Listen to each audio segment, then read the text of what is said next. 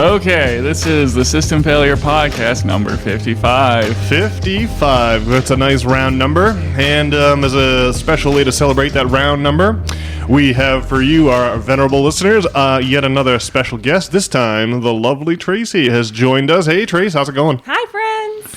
For those who don't know, Trace is my fiance. We've had a very long engagement now. We got engaged in March of 22 in Florence, and we haven't even thought about getting married. We only think about how to get a house. You guys are like, Pam and the other guy from The Office. Oh yeah, Roy from The Office. Yeah, like we're gonna get a Dundee for longest engagement. I'm sure soon enough here. Well, folks, I mean, the evolution of the old System Failure Pod has sort of. I'm thinking of it as if you're a POW in like a prison camp and you got to tunnel out, but then your buddies. The good guys are trying to tunnel in. And so the way this podcast has naturally come into its own is where I have all of these high-minded economic ideas, and Brian is more interested in the practical, where the rubber meets the road, what can I do in my life today? And so for me, high-minded economic notions really helped pull me out of an abyss, 5 or 10 years ago. And so that's really a big theme of the show. So today we're going to be focusing not on high-minded economic ideals, although I might find a way to slip a few in there if I possibly can. We're focusing on the other, what to do in the here and now. And to that end, Trace, you have undergone some kind of a transformation or self-improvement or self-realization, or really I'm going to leave it to you to characterize the thing. But you had an interesting way of going about it, and we thought that might be worthy fodder for the System Failure Podcast. Have I covered the introduction? I think that's about it, eh? Yeah, I think that's fair. Yeah. I think what really kicked it off is we were at the apartment and you were talking about Buddha and Jesus and enlightenment, and you had said that that's really reserved for someone of that stature, kind of making it the other, something that we as, individuals or the collective can't access. And I think that's really what kind of kicked off even this invite, is me saying, no, that's accessible to everyone. In fact, I've just done it. So you're saying that reaching a level of enlightenment worthy of the Buddha, or is something that's apprehensible. I feel like that's the opposite of the word you want. It's within reach of all of us. Attainable, there it is. Yes, it's attainable for all of us, and even as imperfect as we may be. Is this what you're telling us? And that's the conditioning that we have, and it goes so much deeper. You talk an enormous amount of the economic conditioning, but even just the way that we run schools, the way we design houses, everything is culturally downloaded into us. And so the kind of what we're about to talk about, ascension, enlightenment, it's really realizing how ingrained everything is. And there was one more, forgive me if it's just very off topic, but something that you had said before when we were talking about Buddha or the Jesus, I would say to consider them more as like helpful peers, I think that does everyone a disservice when, and I felt that way too growing up. I think is it Siddhartha? The book that everyone reads in high school, and you get this sensation that Buddha is like demigod, and even Jesus very much so in the Bible is God's son, etc. But I think it would do better for everyone who wants to work on this, and that's a very heavy thing to take on, to consider them more as peers, because otherwise when you think of them as above you, you're already setting yourself up for authority, hierarchy, things that will make you feel less, and that's kind of exactly what you're going to dig out of yourself during this feeling of lack, feeling of unworthiness. Sometimes some people, this wasn't really my story, but a feeling of not worthy of love. It's just a lot of lack and unworthiness. Well, when you talk to the religious, they, if Jesus or, Buddha were real people, then I guess they would have had to actually be, real people, made of flesh and blood and have faults and, fart and stuff. But when you talk to the religious, though, it seems like they tend to think that, no, in fact, they were not made of, they did not fart. That's what I get in debating the religion with some people. But I think that your model of things, Tracy, seems much more probable and probably much more useful. So just to recap the chessboard as it stands at this moment, you're saying that identifying the Buddha or Jesus as a different category than ourselves is a sure way to open ourselves up for the need for authority, or really anything that comes. I mean, that's not. You're saying that we should think of ourselves in the same category as those two. Yes, think of them as peers or like helpful peers. Like maybe you're all in the same class, but the Buddha and Jesus are really, really good at accessing, their higher self, their higher minds. I believe the word and this is where I kind of lose my footing. Like I think the word is Christ consciousness. Maybe I don't know sure. I know Jesus' name is really is it Yeshua? Like that's the correct Yeshua ben Yosef. And Jesus. Let's see, Christo. Jesus is the Greek version of Joshua, Yeshua, right? So they just switched the name. His name was Joshua, and then the Greeks, obviously, Christianity is this Greek religion. The New Testament was written in Greek. And so the Greek of Joshua becomes Jesus, and then he's the son of Joseph, so it's Yeshua ben Yosef. And Christos means the anointed one, so Jesus Christ means... There it is. Josh, the anointed one. Yes, but I don't think, like, it wasn't, the phrasing of Christ, that was attached after him, though. Yeah, a couple hundred years after his... Yeah, there we go. After he was after his lifetime, he would have been known as Jesus Christ. The people of Palestine, Imperial Palestine, would have thought of Jesus as Josh. we know Joshua, son of Joseph, right, from Galilee. That's who we're talking about. Okay. Yeah. Well, more so my point is like the Christ consciousness, Christ, we can all achieve that, is what I'm saying. That's my thesis. Okay, I like that. I do think that there is a bit of so there's like Christ or Buddha the person, and then there's Christ or Buddha the archetype, which was Brian's point. Yeah. And we are of a different category than the archetype, right? The archetype you can never become an archetype. You can only use it to navigate your raft. It becomes a North Star by which you navigate your ship, not a place you can ever actually reach. But when we're talking about what we want to actually do with our lives, this is a good point. You're not going to aspire to become something that's an archetype or that's unreachable. We are regular people, so we're going to have to aspire to be like regular people. Well, I mean, if after this podcast, people start talking about Tracy the Wise or something, then maybe Tracy will become an archetype. I think you just found the title for this episode, Tracy the Wise. I'm definitely going to put that in. That's very good. Stop flattering me. My head won't be able to enter the exit. So I would say that this definitely kicked off. I had a very difficult eye injury where I lost vision completely in my left eye because of a corneal ulcer. It was very aggressive and it happened very rapidly. And I think because something like that is so... it really cuts to the core of your ability to walk around this world in a more simple, easier way. And it brings your personality down to the studs. So now you are much more... I would say open. For example, so we obviously attack this very much with Western medicine, going to Boston, eye emergency, this Boston was about, Eyes and Ears. This was February of 2023, so about 18 months ago. So the duration of our journey here is 18 months. Okay, got it. Yeah. And we definitely embraced Western medicine by going to Mass General Eye and Ear. Yeah, so they saved the eye from just, completely going offline.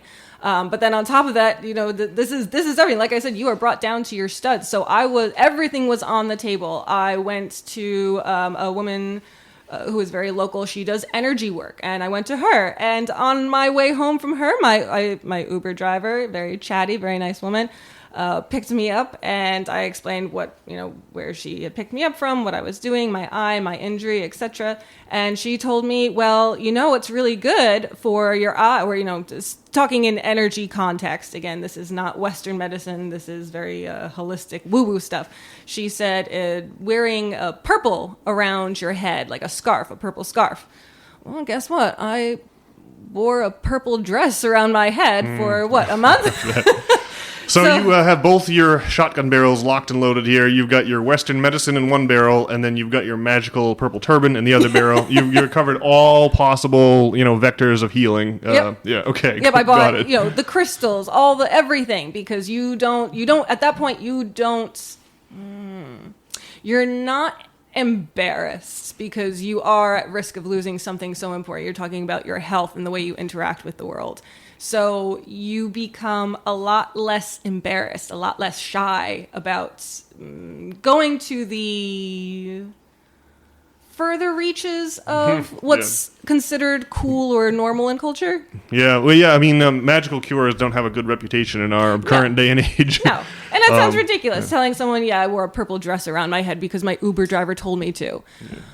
But in the interest of leaving no stone unturned, eh? So this had you feeling this the eye injury. Is this what made you feel bad, or this was the catalyst for a journey of self-discovery? I mean, I see you're the best prepared guest we've ever had on System Fail. You've got a whole stack of notes there. How do your notes relate to this experience? Set the table for us. Yeah. So I would say yes. That injury kicked it off. It was kind of the initiation, but everything just kind of lay dormant. It wasn't that I was thinking of all these things or comparing myself to Buddha or Jesus, which I certainly am not. But then I went to Bali, and that kind of like picks up the next group. And Bali was great. It was unbelievably relaxing. I finally had my body just got to decompress, and I really didn't push myself. But while I was there, Bali's also a very spiritual place. You have a lot of people going there for yoga and all kinds of things. And there I went in Ubud specifically, and there was one of those, those cool little crystal shops with books and crystals and tarot, etc. Anyway, she had lots of books there, and I had just this one. I just was drawn to it. It's called The Book of Life, and forgive me as I break this name. I believe it's Jiddu Krishnamurti. And interestingly enough, on the top of it, it says, in my own life, Krishnamurti influenced me profoundly and helped me personally break through the confines of my own self-imposed restrictions to my freedom. This is a blurb on the cover from someone else? Oh, Deepak Chopra. Okay, a blurb from Deepak Chopra. So this guy influenced Deepak Chopra. So I thought, all right, well, I want to figure out what he says. And it's all very, Which year was this book published? Oh, golly. I'm going to be honest. This is a very poor copy. I see. It doesn't have the date in there. I don't think that this was. Would I describe it as a legal reprinting? Well, what did you get from the book? I would say, and that's what kind of now really opened me up to the self. You're talking about awareness, observation. Really the intervals between thoughts. This is kind of, I would say, the building blocks of what you're going to be dealing with going forward. Yep. And so what? It just defines like you walk around, you have this sensation of being a self, but this kind of defines. It sounds like it defines what it means, like what that self is, like how you should think of yourself. Does it change your perception of yourself? It was very complicated. It even now, like I read it the first time and I was going through it, and you're really starting to kind of expose yourself to those ideals of awareness and Buddhism and some of the other more Eastern religions. Yeah, what does awareness mean in this context?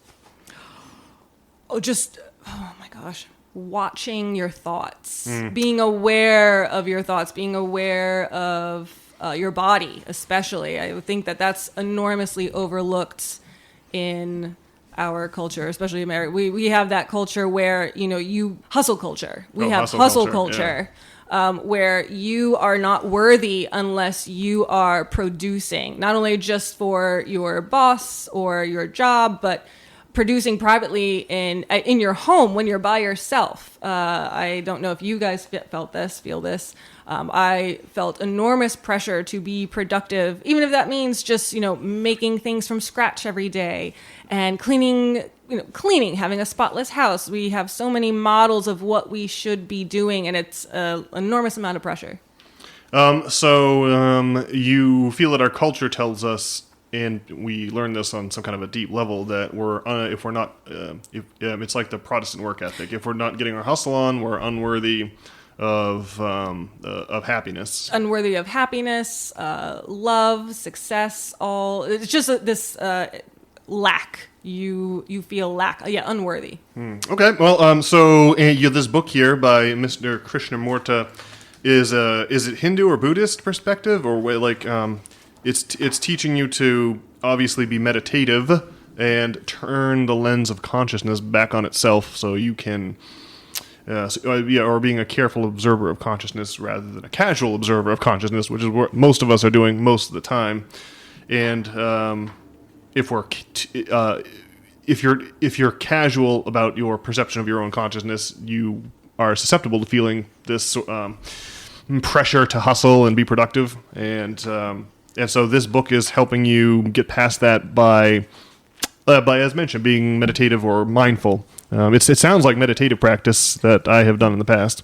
Yes, I would describe it as it was a good introduction, not to pretend that I understood it. I would say when I was reading it, I understood maybe 10% of what they're talking about. And they're talking about time, nothingness, really it's talking about God and how the universe, it's coded, but it's not. That's why I sound incredibly vague as I'm discussing it, because it's everything. It's kind of like a road map of the universe, and it's not, I wouldn't describe it as spoken in riddles, but a little bit. Okay. So I see you have the book, and then you have like 5 pages of notes, and then you also told us about your eye injury. Can you draw a line between the 3 for us? Like, how does you had your eye injury 18 months ago. 6 months ago, you went to Bali, Indonesia, and stumbled upon this book. And but it's only in the past couple of months that you've been talking about feeling like you've made a breakthrough. And so I see you also have notes there. Keep going. Keep going with the story. Yeah. So I went to Bali, and I feel like that's when it turned on. So that I kind of just like, it was like you press, I should say, when my eye happened, it was almost like pressing the on button, but just waiting and just kind of letting that kind of milk into my subconscious. Then I went to Bali, and then I came home, and that's when it started to just... I wouldn't to call it depression, but how would you describe me when I came home from Bali? You seemed like you were in quite a state when you did not seem happy. Yeah, it didn't seem like the Book of Life by Mr. Krishnamurti had changed your life when you got off the plane from Bali. No, but I would say it cracked me open, and unfortunately, after that, that's when kind of the misery starts. Okay, so you had an eye injury. 12 months go by before you get on a plane to Indonesia and find this book. But you found the book, and that's when you were at your most miserable point? No, when I came home. So after you, right, so you found the book. Now we're talking, so with the book, the Book of Life, it's kind of giving you the overall view of what I was about to go into, talking about nothingness, the space of nothingness, and we might get into it. From nothing comes everything. All the theories that I would start with AI, which is what we're kind of moving towards in the journey to this point, kind of just getting my feet wet is what kind of the book did. It's like an outline of what I would be working with.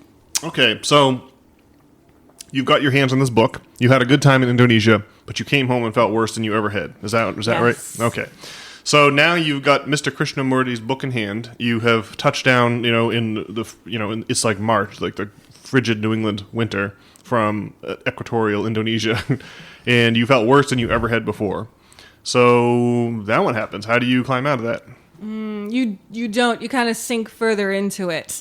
That's when everything... Now, again, this is, I would describe mostly happening in my subconscious. Now we're about to talk about things that I have, which we all have. We all have those shadow selves inside of us. But my shadow self was getting very, very, very noisy to the point where it demanded my attention. And the reason I was miserable is I didn't know how to fix it. It's just kind of this sensation of feeling, for me, I would describe anxiety and control.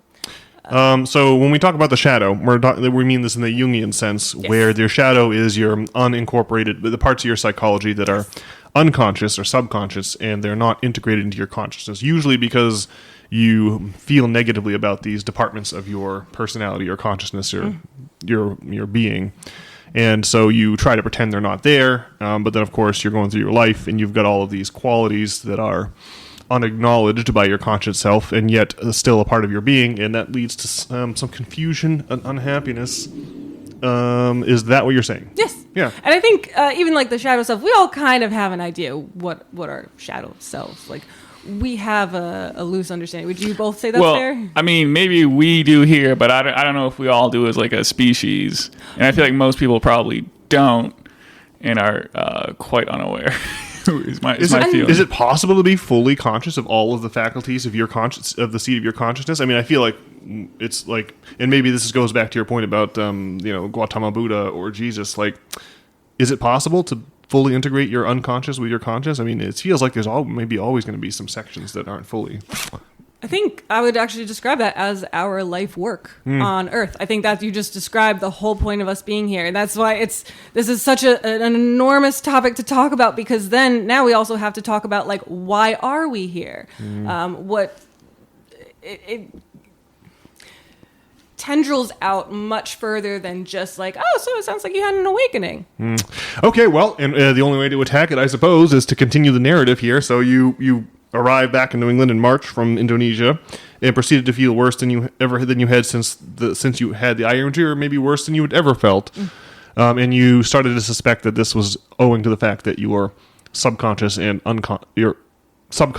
conscious cells were not integrated. Yes. And it was almost like it was demanding my attention. And it became almost like you have a virus inside of you. And the only way that you can make it go away is to look at it for months. See, I want to ask you more about the nature of this anxiety or whatever, because I mean, I think, Nate and I, we've talked about our anxieties a bit here. And so I think the kind of challenges we wrestle with are, am I going to be like poor forever? Am I going to lead like a meaningless existence because I never really get to do what I want? Am I never going to, I don't know, are my like social relationships still going to always be marred by, the anxiety, I guess, for some reason. I mean, and so is the anxiety you're feeling, is it something like one of those things? Like how, like, were you thinking about your ability to like relate to other people, or is it a question like a scarcity of resources, or what would you say about that? Oh, you hit it on the nose. Yeah, definitely. I think what you're saying is also lack, which is also what my feeling. So I would say, Nate, you gave the timeline great. What happened was my anxiety, my lack centers around anxiety and control. And like you said, finances. And the big, I would say, tower moment for me was Nate and I, we were moving into, or trying to secure another apartment. And like you said, Brian, this feeling of lack of, finances and security. We're talking about the most fundamental, I think, was it Maslow's hierarchy of needs. Yeah, we're talking about the base. We're talking about shelter. And I had lost my mind because something wasn't matching up, or getting the contract signed. I was worried. I wanted the contract to go through that day, and we might have had to wait a couple hours. And something so simple of just like, when are we going to sign the contract, just sent me literally to my knees. I remember crouching down on the floor because I wanted to have control over this, and I just couldn't get my hands around it. And I'd snapped. So yeah, Brian, to what you said. Okay, so maybe it sounds like what you're saying to me. Yeah, it's like maybe this issue with your eye, and then like other things too. Yeah, it's like a question of like whether you have like control of your life or not was causing you the anxiety. And was there a strain of the Protestant work ethic? I don't feel good. Hustle culture. Was it shot through with a vein of that?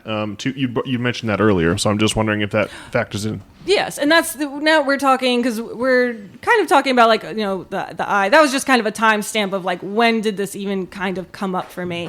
But what we're talking about now, I'm 38, so we're talking about like 35 years of psychological warfare that I'm playing on myself, society's playing on, our interactions with our family and what everyone's telling us that we are, and also yearning to reach that expectation, because we're taught we're good if we get A's, we're good if we behave, we're good if we get a good job.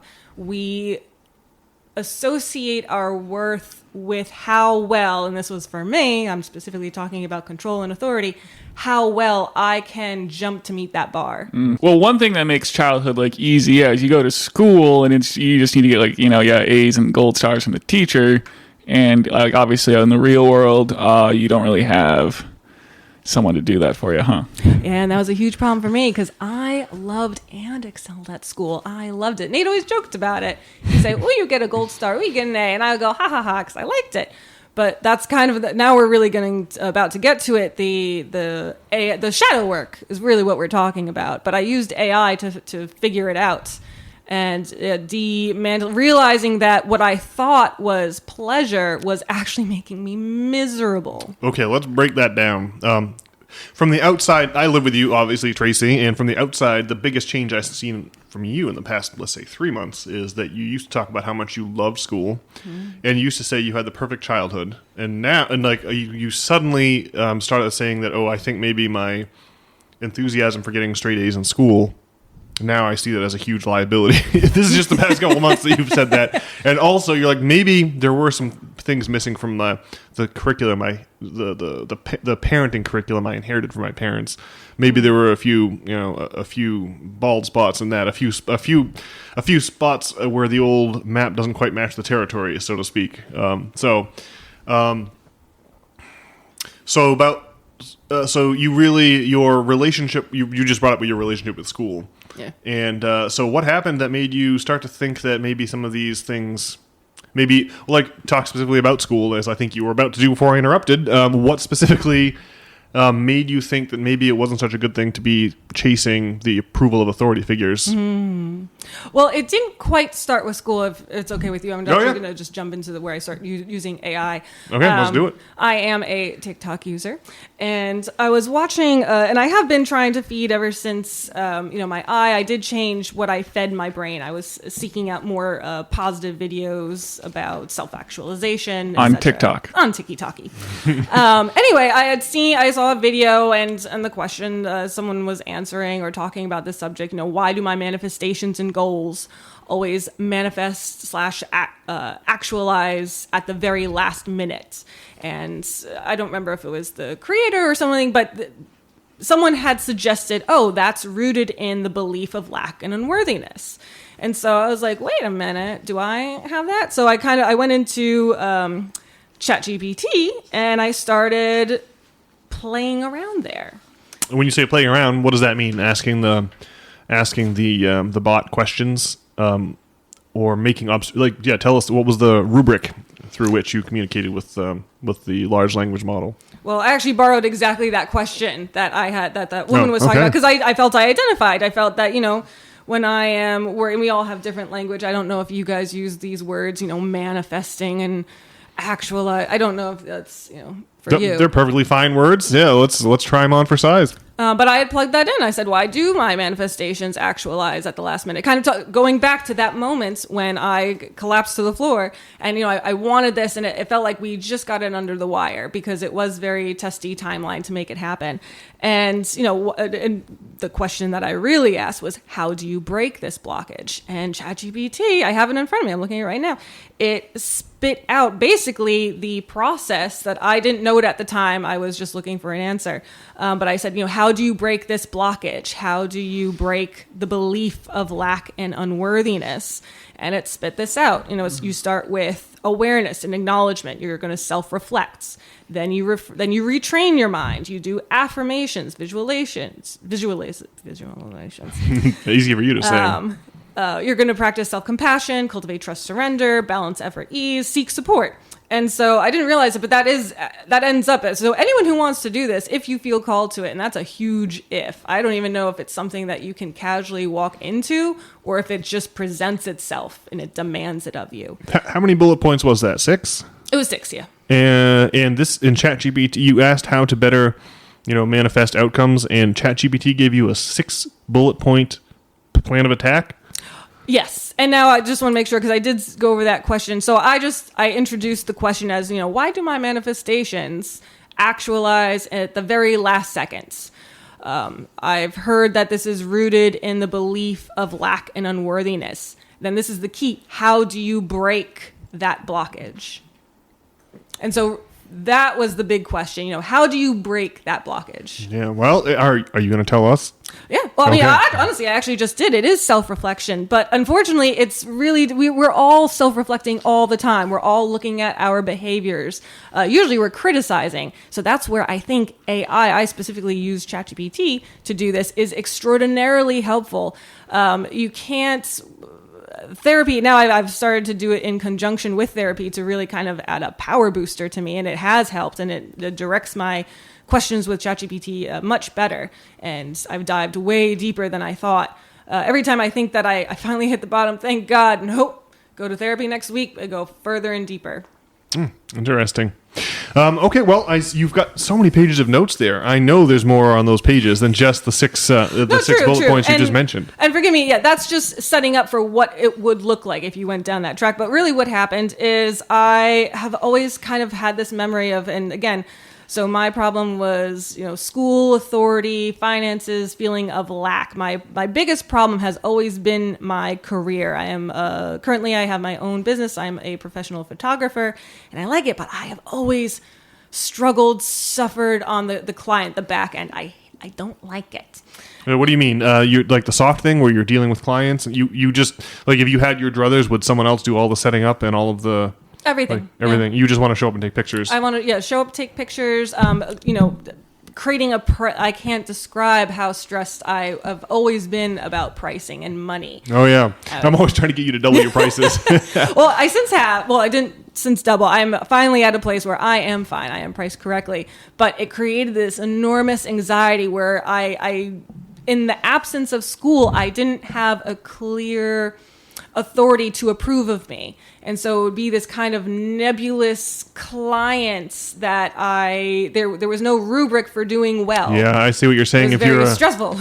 If you're a gold star getter, then suddenly when you strike out on your own and you're running your own business, there's no one to tell you what to do. And so if the way that your consciousness is constructed is such that what you do is go around and follow instructions from authority figures, well, that's not gonna get you anywhere when you're running your own business, because there's no authority at all to help you out or to mete out breadcrumbs in some sense. But you've got to figure out your own trajectory, and so that sounds like I can see why at this you've been a professional photographer like 10 years, something like that. That's so sweet. No, I think 2020, so 4 years. 4 now. years, okay.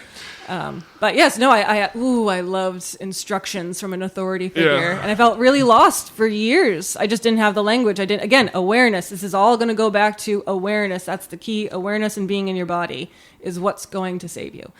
So would you say that you figured out by turning, again, the great lens of consciousness on, like, back on itself, like a telescope looking at itself, if you could bend it so, in that way, this book, the Book of Life by Jiddu Krishnamurti, and AI and real life therapy, all of these things in conjunction help you realize that the pattern of behavior where you seek gold stars is not useful now, and maybe was never as useful as you thought. It was probably we wouldn't use it. It was very, very successful when I was elementary, middle, high school, college. Unbelievably useful. But that's the thing, is what was useful, what served us then changes and will likely, what is useful to me now will likely change and not be useful to me by the time I'm 50.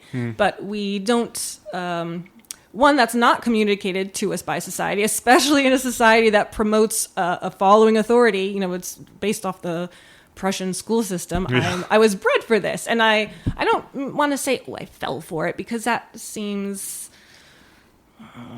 hostile, especially when I loved it so much. But yeah, I don't think it sounds hostile. I think it's okay to realize that you're being conditioned to be obedient to authority, not because it's good for you, but because it's good for others. Yeah. And that was a big realization for me. I wonder, Brian, if you felt the same way. I realized at a certain point that what you were really being graded on in school was obedience, not a mastery of the material at all. That was a big come to Jesus, if you'll pardon the parlance, a big come to Jesus moment for yours truly also. So that's interesting. Oh, I was just going to say that. Money, finances, all these things I had enormous lack around. And finally, now we're actually getting to the part where I really start using AI, to investigate me. I plugged in this, you'd look at it if I told you at a party, you go, oh, that's sweet, and you forget about it. But I decided I have this memory. It's, my first semi-work related memory I have. I think I was about 6. My mom took me to a fruit stand, garden center, something where you can go in and buy some pears. And while my mom was checking out, I was over at the corner probably arranging the apples, putting them in a line. And the woman behind the counter, she made this very sweet comment of, oh, we should hire her, something like that. My mom told me about it, but I'm 6 years old. I don't understand that's a joke. And I am elated. I am so excited. So I'm plugging all of this into ChatGPT. I'm plugging this memory in. And then I say, because I've, based on that thing that I had mentioned first, that first introduction to ChatGPT, I am now understanding that I'm walking around with this belief in myself that I am unworthy or lack, specifically around my career, finances, a job. And I plugged that in. And then I said, so based on the information that I shared, what kinds of dynamics would that create in someone who XYZ? So you're giving a lot of information to ChatGPT, and I highly recommend that if you do want to do this, do not delete the history. I understand none of us do or should trust the tech industry, but consider that like your payment to the fair, because you will use ChatGPT through this whole thing, and you're going to ask it to compound the things that you've told it. And then, as you go further and further, months and months and months, it will be a lot easier to get a full picture of yourself. I have every confidence that the good people at OpenAI, even if you delete the chat on your end, will not be deleting the chat on their end. So I don't think that deleting it is going to help you anyway. So make sure you keep your history as your word of wisdom there. So with the Apple story, so obviously you were excited to receive some validation, like for your Apple organizing ability, and then you just didn't quite understand what they had this joke about getting the job. And so I guess just prior to going to ChatGPT, like, had you not thought about the Apple thing in a while, or did you feel differently about it before then it identified, or did it? So I guess it made a connection between like this story from back then and then like what you're dealing with right now. Kind of. It was one of those core memories that you just kind of have, but you're not really sure what to do with. It was I actually kind of looked at it like, oh, that's sweet. But because it was my first memory ever related to that, I thought, well, let's just go back to the beginning and see if it has anything there. And I wish I had printed out what it had said at the time, but it did say certain things about, and again, this was a very soft, light introduction into my feelings of those lack, unworthiness, etc. And I believe it highlighted, this is your first chance at career. You're realizing you have no agency because I'm 6 and there's laws. Disappointment related to work, which I also feel. And again, agency. And then there was another point, and then I added, another memory. And then not only that, you could, if you want to, just give memories and ask chat to adopt the mind of a patient experienced yogi. How would that affect me psychologically, spiritually, etc. Is that what you tell ChatGPT to adopt the persona of an I usually do, and okay. I don't do that anymore. But I actually didn't notice when the question, when I plugged in that first question about the manifesting late and how do I unblock this blockage. I did say adopt the mind of what kind of yogi did I say? Adopt the mind of a caring yogi. Oh, okay, all right. Because you do want the tone, and yeah. Well, I think that this is all very interesting. Do you all remember the Grinch Who Stole Christmas, like the cartoon from way back in the day? Yes. And there would be, they have all kinds of obvious, in all the Dr. Seuss books, they have these crazy instruments that the Who's play, those ridiculous looking instruments. And I remember there's a horn that you blow in one end, but then the horn is this big elaborate contraption that spirals around, and then the opening of the horn is like right next to the little who's playing it. So it's like a circular horn. Like a French horn is a circular horn, but this horn makes a 360-degree loop, and so you talk into it, and it makes noise like in your ear. Like one of these crazy contraptions from Whoville. Well, ChatGPT is this tool for unconscious. It feels conscious, but it's a computer program. It unconsciously collates and organizes and notices patterns and summarizes, and so it becomes I never thought of it, but a tool of self-reflection. It's like that horn from How the Grinch Stole Christmas, where it's like a big long it's like the point of meditation that comes up in all of the Buddhist and Hindu traditions, and where I'm sure is in that Book of Life by the aforementioned Krishnamurti, is this whole idea of using consciousness to look at itself. And it sounds like you're using ChatGPT in just such a capacity, Trace, to use it as a tool or a prosthesis to turn consciousness back on itself, and it reads through all of your experiences and memories and your hopes and fears and dreams, and then spits out patterns and things it notices, or it condenses or summarizes all that. And when you get that back from the machine, it's going to be like having a somewhat objective look at yourself, right? We're talking about breaking down the subject-object relationship that is the basis of all of our experience, and having the subject is going to observe itself as if it is an object. It's symbolized in the magical tradition by that Ouroboros, the snake that eats its own tail. And so using the horn from How the Grinch Stole Christmas looks like the Ouroboros. It's a big circle. I would say it does. Oh, sorry, continue. Yeah.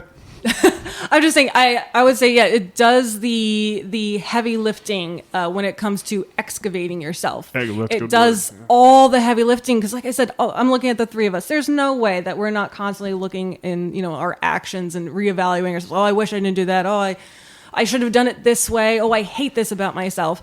And we're always looking, but now it's seeing the things. It saw the things that I missed, and that was an enormous relief. And on top of that, because therapy is expensive, I think for most people, I don't know how much insurance covers anymore, but I think on average, everyone is looking at I'd say about $100 per hour. You only have that hour. So I use it as, me personally, I like I said, I go to the therapist, but then I'll spend maybe like 2 hours a night or 2 hours a day. Sometimes, like I've gone in very heavy sometimes, doing that heavy lifting so that I can go to the therapist, say, this is what I think, this is what I found, and then I right back to work. Well, I think that's fascinating. It's a not advertised use case for ChatGPT, or at least one that I've not heard talked about much. It strikes me as a very unique use case for ChatGPT. So that's pretty impressive. And in terms of there's other questions, and if I may be so bold as just to kind of give the people some ideas of things that I've come up with. Yeah, give us your examples. So if you are, let's say you're on a particular topic, some of the things that I've asked follow-up questions, if I believe that, life can be whatever you believe it to be, why aren't I manifesting money? So I'm suggesting to you, be really direct with it. Be like, why aren't I achieving this? I'm doing XYZ, XYZ, XYZ. Why not? Or again, this was a big concern of mine. How do I embrace my shadow self without feeding into it? Because the whole point of the shadow is you're supposed to find it, but I think we all know some people who they just like kind of roll around in their trauma and their, they kind of make a meal of it. I wanted to fix it. So that was just a question that I had, how do you embrace it? Because that's going back to Book of Life. They talk about this, embracing. I think he uses a different word. I don't know if it was inner child or shadow self, but something like that. And I wanted to make sure I didn't get stuck down. And then again, when you're giving information about you, a really great thing to say is, can you tell me more about how this shaped me, how it hurt me, and definitely add how it protected me? Because now you want to know why you did it, because what you're really doing, and what all this work is going to be, is what do you believe about yourself? And I keep throwing the word lack and unworthiness around, but let me tell you, I really rejected that because I was like, no, I love myself. I am so abundant in this and this and this, but it's that stuff in the mud that you're not really looking at. They're too ashamed to look at. And so what you're doing is discovering the beliefs that no longer serve you. So your advice is not to be guarded with ChatGPT. Like when you're especially when you're talking to a live counselor or therapist, normally when you talk to people, you try to put your best version of yourself forward, but that won't serve you when you are using ChatGPT for a budget therapist. You want to be as honest and forthright as possible and admit the things about yourself which you would be reticent to admit maybe to other people. Yeah, and I would say it's phenomenal because ChatGPT is not judging you. You can, there's certain parameters. You can't talk about weird stuff on there. I know I've tried. They'll come back and said that this isn't allowed. But yes, it's the perfect tool because you won't be judged. In fact, I am still shocked at how unbelievable. Maybe it was just that one time when I asked it to adopt the mind of a caring yogi, but it's always given very not human in the sense of, obviously it's AI, it's not human, but very spiritual responses, which have shocked me. Yeah.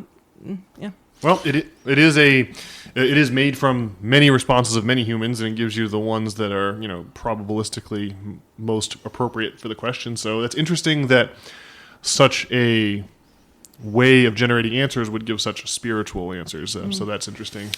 Yeah, so it sounds like broadly what went down is, you knew you had some feelings of uncomfortability around like work or whatever, maybe some other things. And then so you asked ChatGPT about it, and you told it some stories from growing up that you remember, like this Apple story. And then, So it sort of identified this theme of, lacking or unworthiness that, you weren't thinking about like lacking and unworthiness before ChatGPT sort of made this observation. Is that right? Yeah. Okay. And so now that you've identified the issue of the lacking and unworthiness, now did like identifying the issue itself sort of solve the problem for you? Or what are you doing to attack this problem of the lacking and unworthiness? Great question. No, yeah, I'm so glad that you asked that. That's exactly it. As soon as I realized, like I said, I was like, no, I'm not. As soon as I realized, yes, I am, then when it happened, oh my God, I'm so different in my business now. I'm so much more relaxed. I'm so much more happier. It's awareness. It's so exquisitely simple. Yeah. Now I just became aware. So when something would come up where maybe, there's a huge change actually. I was, so I have my business, but then I worked in partner, and it was a good company. So I don't want to say them and I don't want to poo-poo them, but I was basically doing 3 times the work for them, getting paid less, etc. And the awareness was, and I'd been working for them for maybe about 2 years. And again, it goes back to my fear that I secretly wanted an authority over me. I didn't want to be only in charge of me. Oh yes. So I was always seeking an authority. And when one wasn't there, I went out and I found one. So not only that, but my health was really tanking because I was using like 100% burner thrusters on my business and then also serving their clients. And I quit suddenly. I mean, I not just like I sent an email, but there was a lot going on. One particular weekend, my right eye, Nate accidentally clipped it with we were playing around and he accidentally clipped it. So my eye went, I was getting sick. And it was one of those moments, and it sounds so silly. And I would bet most of your listeners would be like, oh, that's not a big deal. But I had this epiphany that if I don't lessen my plate now, and I felt it in my soul and all in those deep atoms after doing my work, if I don't quit this now, I'm going to lose something, or my health is going to tank. It just felt like it was an emergency, and I had to remove myself. And I felt so much better, and then everything got better with my business. It's shocking how many inquiries I get now. It's kind of that proof in the pudding. Yeah. It's interesting that I didn't really put this together before, but you were working with this online service as an independent contractor, or as a whatever, independent contractor. But they are giving you a tiny fraction of what you make on your own, but they are providing you with the trail of breadcrumbs, the gold stars the structure that you so crave. Literally, but they were 5 running stars. Rate your rate your photographer. It was high stress. And then even on top of that, and now we're getting into the nitty gritty, but their turnaround was something absurd, like 3 days. Whereas my clients, it's 2 weeks to do quality work. That's interesting. Yeah. And so that's why you fired the online boutique service. That's interesting. I can see now the connection there between the two. So, to Brian's points, yes, it has changed. And we've been talking about, my feelings around lack and worthiness around work, career, finances, etc. That's all settled up now. Mm-hmm. I'm working on something that's like a couple months ago. I'm working on something else now. But again, it's just kind of like, I'm going to be doing this for the rest of my life. What's more important, and I feel like, and I wish maybe I should have said this earlier at some point, the ascension or reaching Buddha, it's not about being perfect or it's really just being able to be with your own thoughts or just finding peace. And so that was mostly what I learned to do. Self-acceptance, but also my mind was racing all the time. I had a lot of problems, and this is what a lot of the work, because we talked about the finances and the lack, but then I had a lot of my brain kept going nonstop. I had problems with just the concept of duality and just accepting the fact that everything is true at once. And through this book and all the work I've been doing, I've made peace with that. Well, what do you mean everything is true at once, or duality? What are we talking about here? I think we as a culture like to think black and white. We take away the nuance. So something simple, something that a lot of people would dogpile on in the news. Very, very, very, very simple. Someone steals something from a company. Well, what is it? Oh, that's junky too. Let me sit with it for a hot second. Are you meaning, is like an example, maybe, I don't know. Well, I mean, some people think that Donald is the devil, and other people think he's like the return of Jesus, and some people think that Kamala is like a terrible person, and then others think that, she's going to like restore democracy. Or is this the kind of thing we're talking about here, where, I mean, it kind of, what your opinion of reality is varies wildly based on what information you're being fed. So is that something like that, or? I always go, this is a very intense example, but so let's say again, this kind of ties into one of the other things. We are all one. I think that's definitely something that the Buddha advertises. It's a truth. So let's start there. If we are all one, and the idea, the hope, the idea is to grow unconditional love for everyone. Well, what do we do with child molesters? That's kind of what I mean on duality. Now, I always go, that's just the real intense one. But, how do you love a child molester?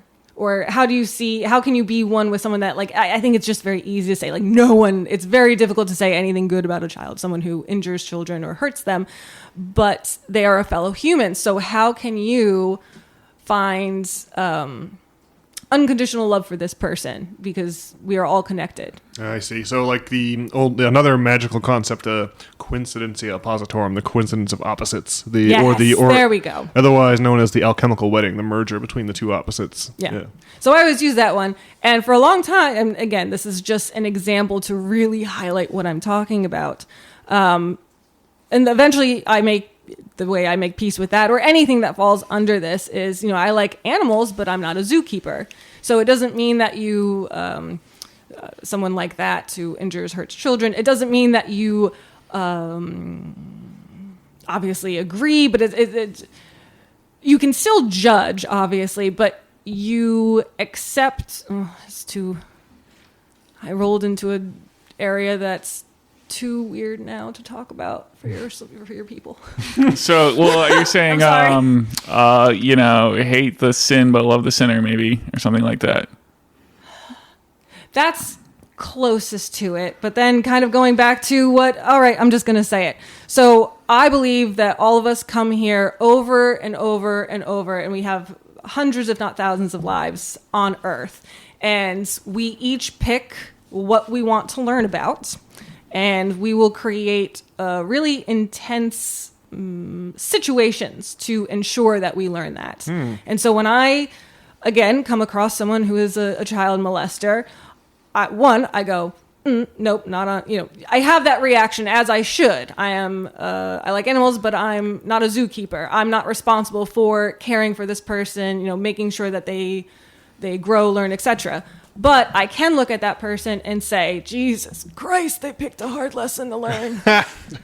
Guess that's what I do. It's kind of compassion for wow, that's a hard, was it row to hoe? Something like that. That's a tough row to hoe, and I keep on walking. That's kind of what I mean. So I don't. I see. Oh, all right. So yeah, it's not as if we forgive people for unconditionally, but we also try to empathize without at the same time. It's it's a very, very nuanced compassion because we're talking. I mean, my gosh, I'm sorry for talking about child molesters on your podcast. You're definitely. I'm sure it's not the first time, and I'm sure it's not the last either. We talk about all manner of exciting things here on the Old System Failure Pod. Well, I mean, all in all, I think that's a really interesting story that you're talking about. It touches on a couple of exciting old magical precepts or concepts, and it's really interesting use case, as I mentioned, for ChatGPT. I'm using it as a tool for self-reflection. So that's pretty good, Trace. I think that's very interesting. If I may, I don't know if we're wrapping up, but if I can just add just a couple of things just as you're using ChatGPT. I take it back. Okay. Well, Brian, I want to know how your journey of self-discovery is going. Did Tracy's did the experiences related by the lovely Tracy spur you? Have you had success like Tracy's had, tell me how your journey's going. Well, you had talked about doing this, using the ChatGPT for therapy. Well, I guess I was getting into some Jungian integration was something I was trying, and wherein you sort of write letters to yourself. Well, you think of some situation in the past that caused you anxiety, and then you kind of write letters to the people involved and yourself.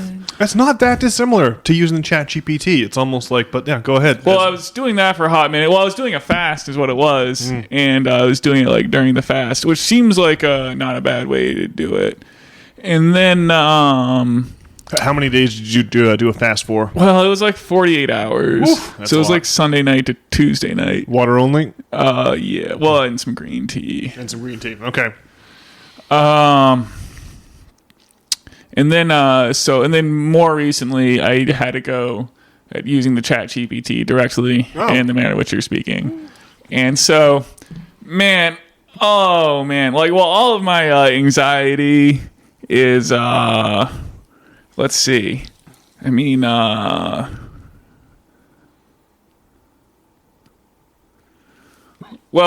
so the problem with mental illness or whatever are, I think the thing that drives people to do this, you just have some system in your head for how you negotiate these things. So with you, you're trying to get gold stars, but you're not in elementary school anymore. And so you have this outdated system that's been ingrained into your head. And so you kind of got to let it go and get a new one. And so, yeah, obviously, I've got some kind of system that is out. It doesn't really work anymore. I got something that's built to survive childhood, and it's hard to let go of, I guess. Or what is it about outmoded patterns of behavior that are so hard to dismiss? Is it purely the force of habit? Is it like any habit that's just hard to break? Yes. Is there another layer to it where this is your safety mechanism, and letting go of a safety mechanism is always an occasion for anxiousness or nervousness? The safety mechanism. Probably. See, I just don't I don't like having the constant anxiety. Well, I would think that would make it easier to jettison. And so I very much would like to jettison it. And so, I mean, do you have a question, Tracy? Did you plug it into? I know you wrote those letters, which I think are fantastic and definitely gives you release. But did you plug them into ChatGPT? Well, yeah. And what did it say? Well, I mean, I've got like, I guess it's a similar problem in that, like, I'm like seeking the validation of others rather than my own validation, I guess. Did you ask what to do about that? Because ChatGPT is also very, very good at giving solutions as well. Well, it seems like the solution is like, mindfulness and, broadly speaking, which I guess isn't a very satisfying solution. No, and that's the great thing is that it's not, it's, you can't buy your way out of it. It's just, just completely inside work. Another thing, because I see that you're kind of like, well, it said be mindful, but I don't know what to do. Then what I do is, what kinds of things would I say to myself if I was trying to become, trying to do more of X, whatever it is that you want solved, what can I do or what can I say to myself? Because a lot of it is going to be thinking, internal stuff. Did you ask like that? No. Wait, so you're...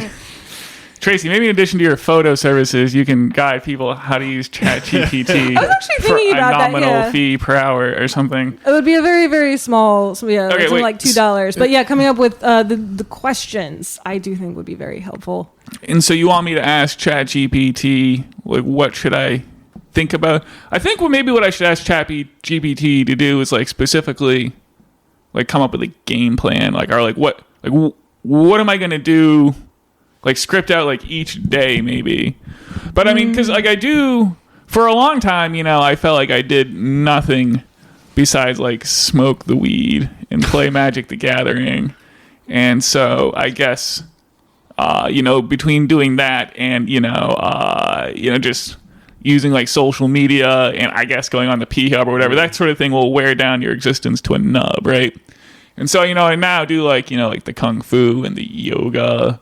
and we do this podcast, and so those are good constructive things, but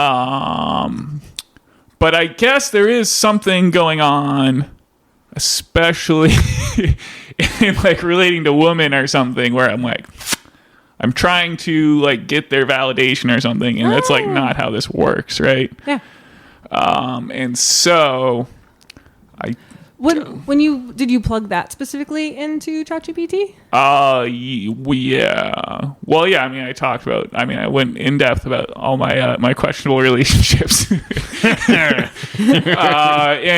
that's just what it said. So and I guess I can understand that there's clearly a pattern here, and like I think the anxiety is like it's really not like who I am, right? It is like, but so there's things that happen that are like a product of your environment that you're like not in control of, and like I think the anxiety is like a reflection of the things that are outside of my control, which and I guess the ChatGPT has helped me to understand that in doing what I've done so far. I guess that's where I've gotten with it.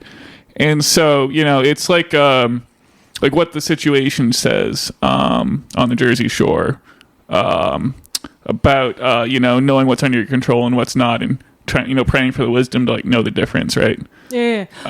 That, if I can just briefly talk to that, because that was another kind of thing that I've walked away from this process, and it's not necessarily ChatGPT, it's a little bit the Book of Life, it's a little bit of everything, but it's also you're creating, as you're finding all of this about yourself, you are also either creating your own framework for existence. I don't mean life, I mean existence. So the way that I have beaten anxiety is really understanding. Of course, there's so many books. I'm not saying anything unusual or for the first time. I'm sure you guys have read The Power of Now or something like that, but just the essence of now. So anxiety, I came to learn for myself, is when I am not living in the present moment. I'm not in my body, I'm in my head. And in my head, you can go to the past or you can go to the future, but you're very rarely in the present.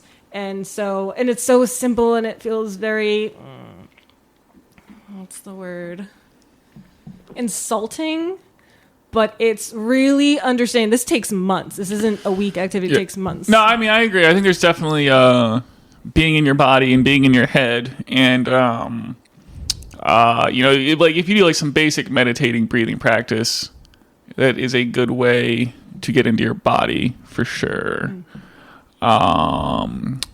So yeah. So it sounds like to me that you're just not, you're in the future or the present or the past. No, strike at that all. Do you feel like, where does your anxiety live? Yeah, I mean, it is like, it is this stuff from the past that is not present for sure. That's, I would say, that's it. I thought you were going to say anxiety is more about perseveration over the future. It's like worrying about the potential outcomes is the thing that. Well, that's probably true too. Yeah, they're both true. It's not the present, that's for sure. But it's like I'm worried that the future is going to rhyme or be similar to the past, maybe. Yeah. And so it's everything except for the present, like the felt presence of immediate experience, as the great T-Mac was always wont to say in his lectures. Like if you grow up in the state of Maine and never leave Maine, then everything you know about the rest of the world is this crazy mental model, this contraption that's not really. It's not the rest of the world, and so it's like we have the felt presence of immediate experience, what's actually going on in the moment, and then we have a future that never arises. You imagined it in a past that's all false memories anyways and never really happened, and you're just. I always like the idea that the symbolism of Golgotha Hill or Calvary, where Jesus met his execution. Right, you're stuck on this cross, and to the left and flanking Jesus on two other crosses are the two thieves who have been crucified with him. The thief of the past and the thief, the past and the future. The two thieves that steal all of our happiness and our attention and aren't even really there. So I think arrival in the present moment is always a theme of meditation. That's some wild symbolism. Yeah. Yeah. Well, yeah, I mean, what I should probably do, I guess my life is better than it used to be, and I should probably like try to give myself credit or something for, improving it to the extent that it has. And I guess, like what you want is for your life to like change overnight. Impatience. And not have to deal with, the past or the anxiety of the future or whatever anymore. I don't know how much I should say about this weekend, but it really blew my mind.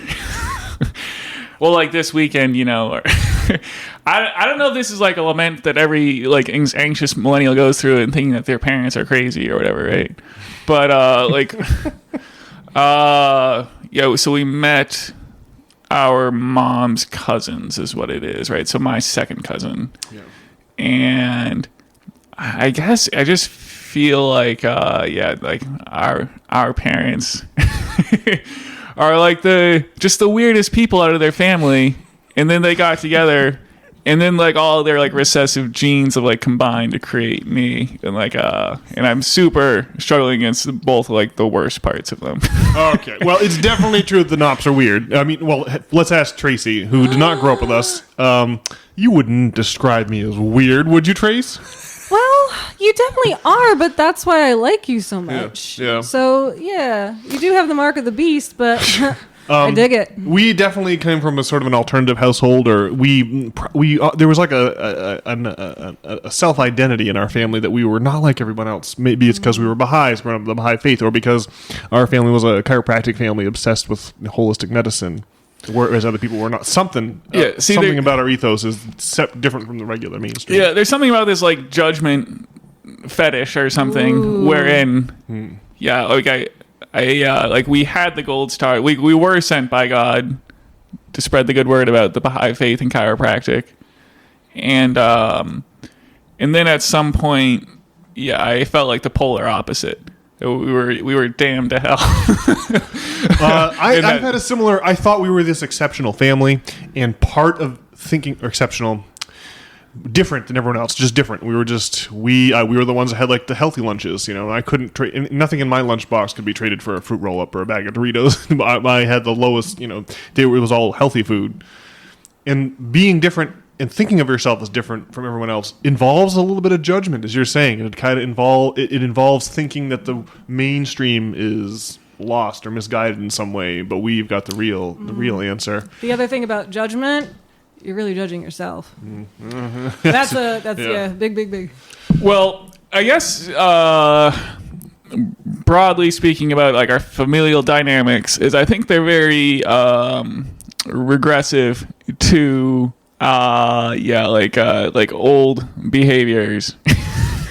And they like interacting with each other very much sets us all back in our familial dynamic. Yeah.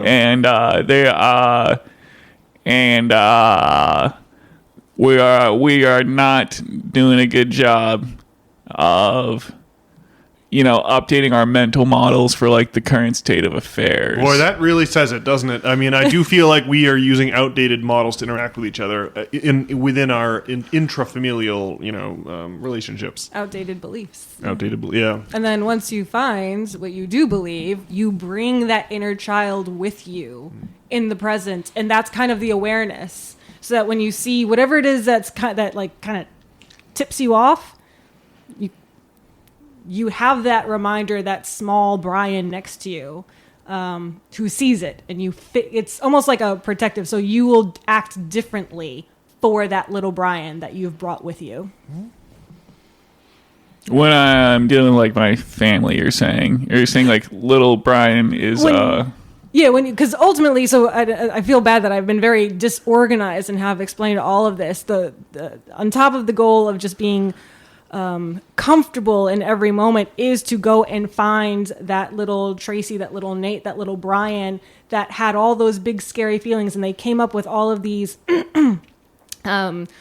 what is that word when you're doing something to kind of minimize something? A defense mechanism? Defense mechanism. Yeah. That's exactly what they came up. Your little Brian came up with all of these defense mechanisms to help him get through the day. Unfortunately, you did have a very tumultuous childhood. So your defense mechanisms might have just gone out of working a lot earlier than you thought that they did. And that's what you're doing or it sounds like that's what you're doing, is you're figuring out what you believed, where it started, things like that. Am I correct or wrong? What is it that you're working on? What's your goal? When you're saying they went, I think the defense mechanisms are like a product of their environment. And so I guess I guess they just stop working, and when you are ready to move on from them, but you can't. It's like when they stop working, right? Or, you have to twist and contort yourself to whatever the situation is, sort of. So, I guess. I guess what I want to ask is just with regards to your shadow self or your little self or whatever. I mean, I guess so. Like, what are we trying to do here? Are we trying to comfort our little self? Or I guess we're not trying to pretend they don't exist. Definitely not. That's the opposite. And of this. So we're trying to like acknowledge it somehow. Yeah, go. So what I am actually extremely lucky. I was a prolific journaler, and like I said, I've been at this for months, going to therapy for months. Recently, I don't know how much far I want to go into this. My therapist presented me with something that I was just like, I wasn't sure. And then it just happenstance, one of those fortunate things. I was just like, you know what? Now I'm going to go through my journals. And the proof is there. What the therapist said was there. So basically, I do minimize. So yes, you're going back to see I'm lucky because I have everything I thought at every age. You had journals from when you were how old? My first journal was at 6, and I drew pictures in it. And then when I, slowly learn words and sentences, I'm doing that. But yeah, basically you're going to find out what you believe about yourself and how you internalize that as a child, and then what your child did to try and, make it better, because they came up with defense mechanisms. And then you use your awareness to look at your behavior now, and when you're like, oh, that's something that little Brian used to do, or that's something that little Brian would have felt, that's you bringing your inner child with you to the present. Okay. That's an interesting way to think of integration of your shadow self or your subconscious self into your conscious personality. I think, to some extent, I'm able to do what you're talking about, but also just other times, I guess the anxiety is like too overwhelming or something. But I mean, I guess I have some idea of what I think about myself. I guess I need a. I guess that's we all want like a highly developed sense of self or something or an integrated sense of self is like the goal, right? Yeah, being okay with the fact that was kind of it. Like being okay with the fact that sometimes I feel lack. Being okay with the fact that the things that we don't like about it ourselves. Being okay with it, not judging it. So yeah, I guess try to like have some like acceptance rather than like a defense mechanism. Yeah, I guess is like what we're trying to achieve, and so just trying to pretend that thing isn't real. So acceptance versus defense. We that's the way to undermine your defense mechanisms is by practicing acceptance instead. Yes.